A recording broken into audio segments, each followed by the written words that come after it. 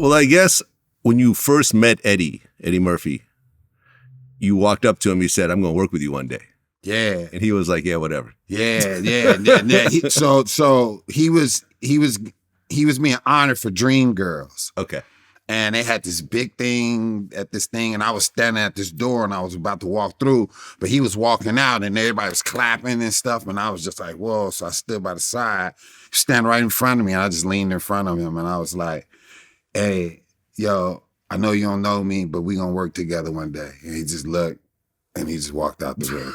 He just looked, and he just kind of like, and he just walked out the room, and that was it. And I meant that shit.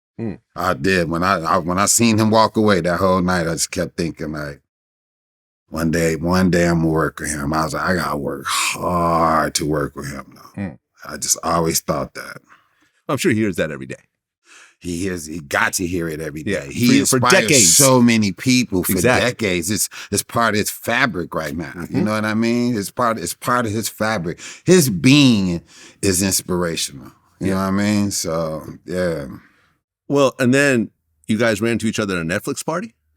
So yeah, we was at a Netflix party. So this hit.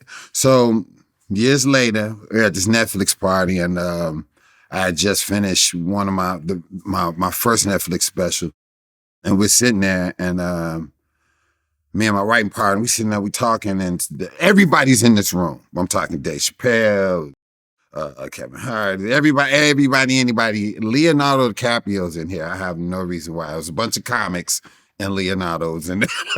I don't know.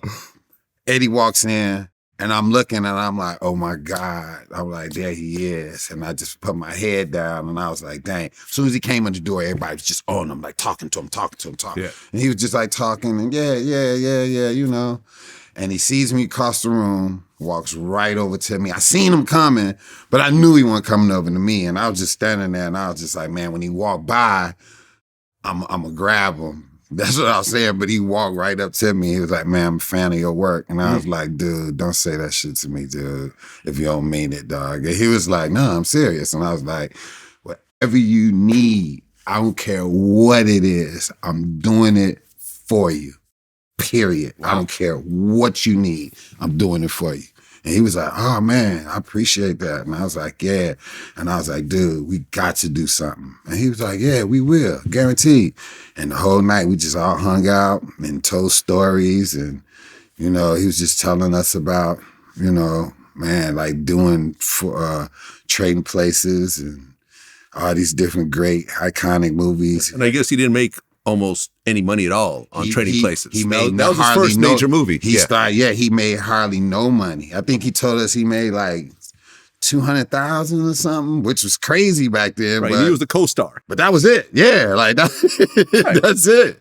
You know, but the movie went on to become one of the greatest movies ever made, especially comedies. You know what I mean? So yeah, I mean, he launched his acting career. He went from the Saturday Night Live guy to the movie star, who had the starring roles. And if you really think about Eddie's career, I remember he talked about this in an interview. He said that before him, like when you see like the black guy in the movie, it'd always be like, all right, so what are we doing, boss? Okay, what are we doing now? Where are we going? Yeah. Like the sidekick guy. Yeah. But you look at like, for example, Beverly Hills Cop, or even Trading Places for that matter, he's the lead guy. He's the lead guy. The white people are all kind of scrambling behind him, trying to figure out what direction he's going in. And stuff like that. And you saying that's tripped out because I didn't even think of it like that. You know, he was so far beyond his time with everything that he did. You know, I found out he did like Delirious when he was 22. I think so, yeah. He was 22 years old when he did Delirious, or 23. Can you imagine the type of material he was doing? He was talking about Elizabeth Taylor, and he was talking about all these iconic people. These are people he became, and like that type of material was on his mind. That tripped me out to even be thinking like that at that age. You know what I mean? Yeah, I mean that came out in 83, mm-hmm. and he was born in 61. So that would be 22 years old. 22 years old. He did Delirious, y'all. Yeah. Man, and then me as a kid watching it, I looked at him like he was grown as hell. You know what I mean? Not knowing he was 22 during that time, you know, which probably made me, I was a kid then. And, you know, if he was 22, I had to be about, I don't know, 3. 0. 0. Let's keep it going. Keep it going. -5. No, my mom was watching it. I soaked it up in her stomach. And then he followed it up with Raw, which was just as good. Just as good. Yeah, definitely. At a young age, you know, doing this. Like I'm saying, he was far beyond his time, man. I can't even picture somebody at that age doing it like that right now. I have never even seen the likes of somebody that age with that kind of power, that kind of star power. Can you think of anybody? I mean, comedic or not comedic, with that type of star power, that type of talent, who took it from the age of 20-something and reigned as one of the greatest. Yeah. No, he was special because even like he talked about his ascent. You know, I watched a lot of interviews of him, like in terms of doing stand-up and then getting on Saturday Night Live. You know how some comics, we worked for 10 years and nope, he just did a stand-up. He blew up. Yeah. A couple of shows. He auditioned for Saturday Night Live. They gave it to him right off the spot. I think he was like maybe 19 or 20. Yeah.